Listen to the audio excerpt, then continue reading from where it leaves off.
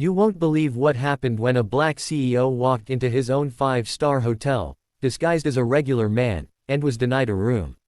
What happened just 9 minutes later left the entire staff speechless. Stay till the end, because this story will make you rethink how you treat people, and don't forget to hit that like button and subscribe if you believe respect has no price tag. It was a chilly evening in downtown Chicago. The sky was painted in deep gray as rain began to drizzle over the glowing skyline. A tall, middle-aged man in a simple gray hoodie and worn-out jeans walked toward one of the city's most luxurious hotels, the Royal Crest, known for its elegance and its diverse workforce. No one would have guessed that the man walking through those golden revolving doors was Mr. Elijah Carter, the billionaire CEO and founder of the entire hotel chain. He had decided to visit one of his branches unannounced, dressed as an ordinary traveler. He wanted to see how his staff truly treated guests when no cameras or name tags reminded them who was boss. Elijah approached the reception desk, his suitcase rolling behind him, water dripping from his jacket. The lobby sparkled with chandeliers, guests sipping champagne, and smooth jazz floating through the air. But the warmth of the place ended the moment the receptionist saw him. "Good evening," Elijah said kindly, giving a small smile. "I'd like a room for the night, please." The young woman behind the counter, Clara, didn't even look up from her computer. Her expression hardened the moment she saw his clothes and his dark skin. "Sir, I'm afraid we're fully booked," she said flatly, glancing past him toward another guest in a suit. Elijah frowned slightly. "Fully booked? But your website says you have several rooms available." Clara sighed impatiently. "Sir, I just told you, we're full. Perhaps try somewhere more in your price range." Her voice carried a faint sneer, one that made a nearby couple turn and glance in pity. Before Elijah could respond, another employee, a young bellboy named Marcus, hurried over. "Ma'am, I think we do have a vacancy on." Clara cut him off sharply. "Marcus, I said we're full. Please handle the luggage for real guests." Elijah's expression remained calm, though his eyes grew colder. "It's all right," he said quietly. "But could I at least use the restroom before I go?" She hesitated, then sighed. "Staff restrooms downstairs. Guests only on this floor." At that, Elijah nodded slowly. "Thank you for your honesty," he said softly.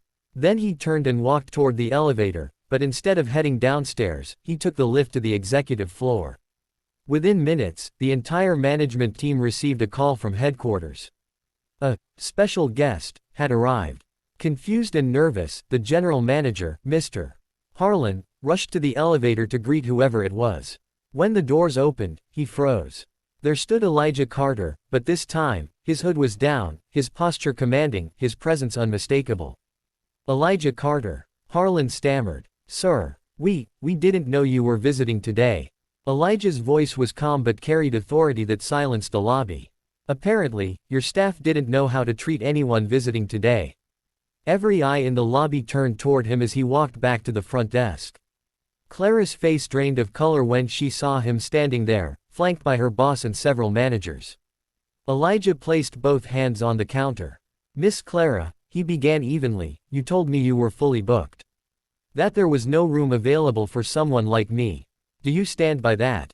Her voice trembled. "Yes, sir, I didn't realize who you were." "That's the problem," Elijah interrupted. "You shouldn't have to realize who someone is to treat them with respect." The lobby had gone silent, all attention fixed on him. Even the soft music had faded into the background. "I started this hotel," Elijah continued, "to give opportunities, to build a place where everyone, from guests to janitors, is treated with dignity. But today, I saw what happens when kindness becomes selective." He turned to the general manager. "Harlan, gather the entire staff in the conference room. Now." 9 minutes later, every employee stood in tense silence as Elijah addressed them. Clara kept her eyes down, trembling. Marcus, the bellboy, stood quietly in the back. Elijah began, "A hotel can have chandeliers, marble floors, and golden doors, but without compassion, it's worth nothing. I came here today to see how you treat people, not titles. And what I found," he paused, letting the weight of his words hang, "is unacceptable." He then turned toward Clara and a few others who had followed her example earlier that day. "Effective immediately, you're relieved of your duties." Discrimination, arrogance, and disrespect have no place under my name." A gasp went through the room. Clara broke into tears. "Sir, please. I didn't mean to." But Elijah simply shook his head. "You didn't need to mean it. You needed to know better." He looked around the room. "But there's one person who did show heart." He pointed to Marcus. "This young man tried to help when no one else would. Marcus, from today, you're being promoted to front desk manager. Let this be a lesson. Kindness will always open doors arrogance tries to close."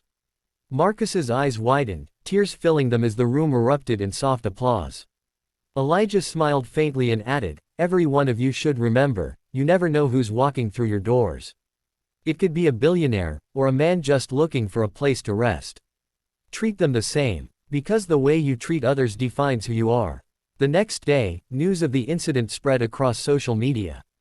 The story of the black CEO in disguise, who exposed discrimination at his own hotel went viral. Thousands praised Elijah for his humility and justice. But to him, it wasn't about going viral, it was about changing hearts.